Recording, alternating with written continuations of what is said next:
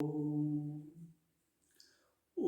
विश्वानि देव सवितर्दुरितानि परासुव यद्भद्रं तन्नयासुव।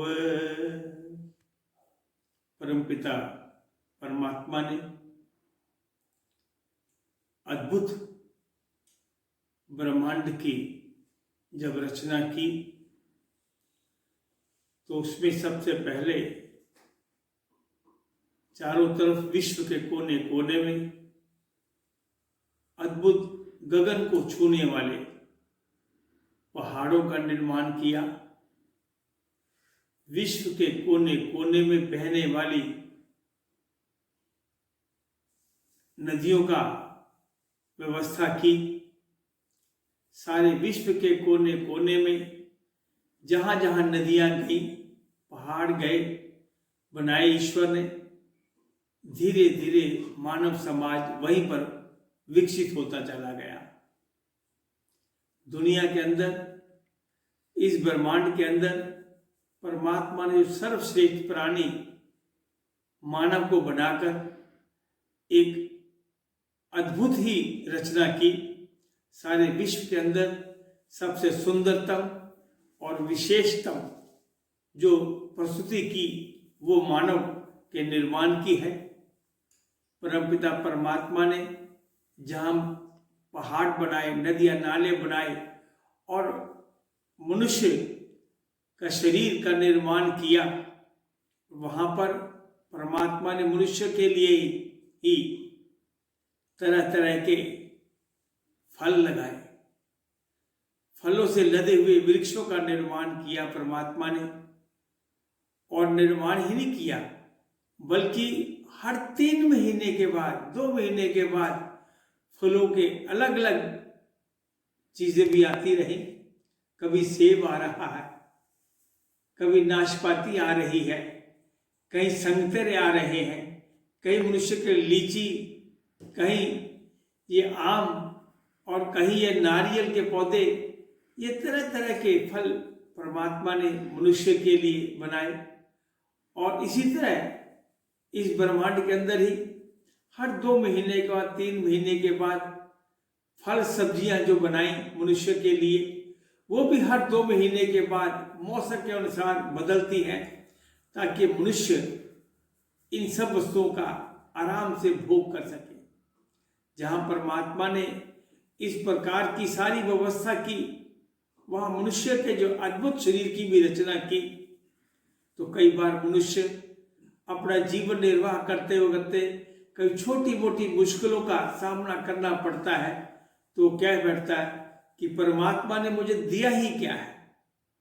मैं समझता हूं वो उसकी अज्ञानता की प्रकाष्ठा है। परमात्मा ने जो दिया है उसकी कोई कीमत ही नहीं, वो अनमोल है। अगर चिंतन करे मनुष्य तो उसको एहसास होगा।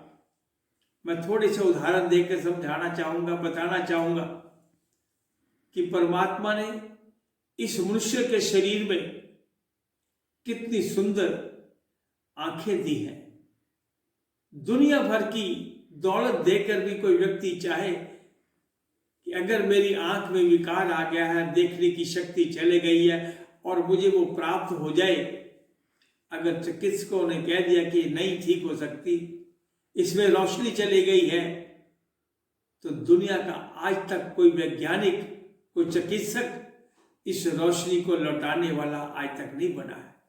ये उस परमपिता परमात्मा ने आपको अनमोल चीज दी है और कोई कीमत आपसे नहीं वसूली है। परमपिता परमात्मा ने जन्म के साथ ही परमात्मा ने ये सारे उपकरण जो कि बेमोल है और बेजोड़ है, वो उपहार के रूप में आपको दिए हैं, शुभ कर्मों के फल के स्वरूप में आपको दिए हैं। आपने अपने पिछले जन्म में कुछ पुण्य कर्म किए हैं, कुछ पाप कर्म किए हैं। इनके मिश्रण के कारण आपको ये मनुष्य का चोला परमात्मा की ओर से मिला है। और ये गोल्डन अपॉर्चुनिटी है कि आप अपने पुण्य कर्मों को और इतना बढ़ाएं कि परमात्मा की निकटता को प्राप्त कर सके। आप पुण्य कर्म करते करते ईश्वर की गोद तक जा सके, ये इसलिए परमात्मा ने आपको गोल्डन अपॉर्चुनिटी दी है। आपके परमात्मा शरीर के अंदर जो कानों में सुनने की शक्ति दी है, उसका अनुमान लगाइए। दुनिया में जितने आदमी हैं, इस वक्त लगभग 7.5 अरब की आबादी है दुनिया के अंदर, सबकी आवाज में भिन्नता है, समानता नहीं है। और कानों में इतनी शक्ति दी है कि एक बार जो आवाज सुन लेते हैं तो आप उसे रिकॉग्नाइज करते हैं कि ये आवाज अमुक आदमी की है। इतना जो डिफ्रेंसिएशन है, इतना जो अंतर है, वो कानों में सुनने की क्षमता रखते हैं। इसी तरह कान ही नहीं, आपकी जीवा के टेस्ट के देखो, छोटी सी जीवा के अंदर अनेक दुनिया के पदार्थों को चखने की क्षमता, जिसे टेस्ट बड्स के नाम से जाना जाता है, परमात्मा ने जीवा के अंदर रख के दी है। अगर अंदाजा लगाइए, अगर ये टेस्ट बड्स नहीं हो तो किसी चीज का स्वाद नहीं चख सकते हो तो कैसा लगेगा आपको? सब चीजें एक समान लगेगी। लेकिन परमात्मा ने जीवा के अंदर अनुपम शक्ति दी है कि आप जो भी चीज खाएंगे उसका अलग अलग टेस्ट ये जीवा आपको बताती है।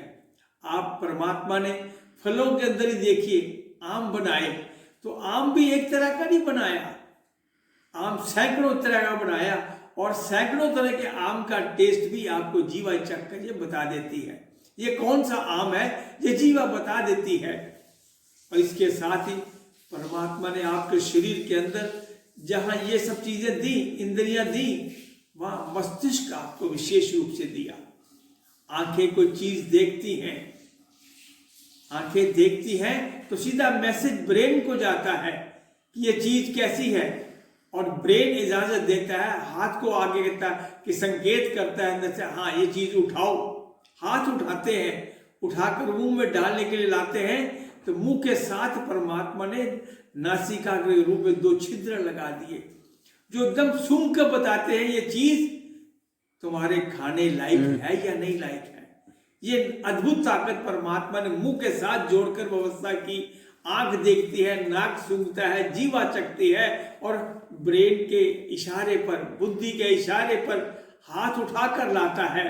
ये सारी अद्भुत व्यवस्था परमात्मा ने आपको दी, उसका 100 बार हमें आभार व्यक्त करना चाहिए। सौभाग्यशाली है कि परमात्मा ने आपको बोलने की ताकत दी। इसका भी आवाज देखिए, बोलने की ताकत। अगर किसी के पास बोलने की ताकत नहीं है तो वो कैसा दुनिया में अभिव्यक्ति करेगा? सुनने की ताकत नहीं है तो कैसे सुनेगा?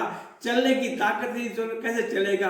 अनुमान लगाइए, जिसकी आंख नहीं है उसका जीवन कैसा है, जिसके कान नहीं है उसका जीवन में क्या कमी है, जिसमें जीवा में टेस्ट लेने की शक्ति नहीं है उसकी शक्ति कैसी है, और जिसमें हाथ नहीं है तो उसका जीवन का क्या स्वरूप बन जाता है, जिसमें चलने की ताकत नहीं है वो शरीर कैसा है।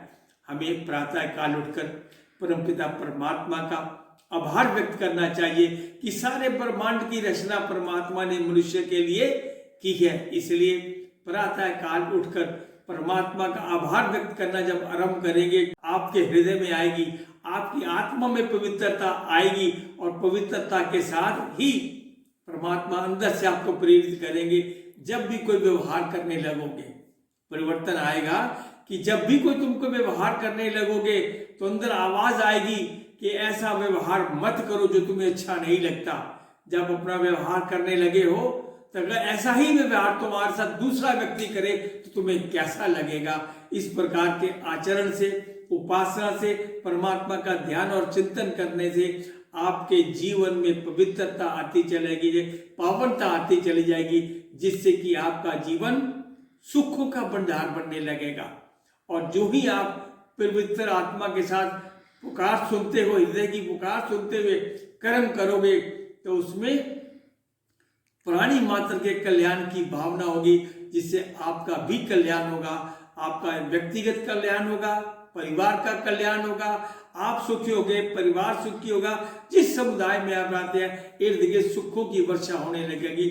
महर्षि दयानंद जी ने इसके बारे में बहुत अच्छा प्रेरणा देते हुए कहा है कि जो मनुष्य जगत में जितना उपकार करेगा परमात्मा की न्याय व्यवस्था से उतना ही सुख प्राप्त करेगा। इसलिए आओ अपने आप को पवित्र बनाएं, सुखी बनाएं, व्यवहार कुशल बने, परमात्मा की व्यवस्था को समझें, उपकार करें, उसका अपना भी उपकार होगा, दूसरों का भी उपकार होगा। ये मैंने थोड़े से विचार आपके सामने रखे हैं। आप परमात्मा का आभार व्यक्त करते हुए, जिसने परमात्मा ने अमोल ये सब चीजें आपको बिना मोल के दी हैं, उसका धन्यवाद करते हुए जीवन को आगे बढ़ाएं और अपने पुण्य कर्मों को आगे बढ़ाएं, ताकि हमारा ये जीवन भी सफल हो और आने वाले जीवन के लिए भी हम अच्छा मार्ग बनाकर चलें, ताकि अब भी अच्छा रहे, अगला भी सबका अच्छा हो, मेरा भी भला हो और आपका भी भला हो, अर्थात सर्वदा भला, सबके भले में भी मेरा भी भला। इन शब्दों के साथ ही मैं वाणी को विराम देता हूँ और आपसे आग्रह करता हूँ, अगर आपको ये विचार अच्छे लगे हो, इसको जीवन में धारण करें और अधिक से अधिक लोगों को ये प्रेरित करें, फॉरवर्ड करें, ताकि लोगों को भी इसका लाभ पहुंचे,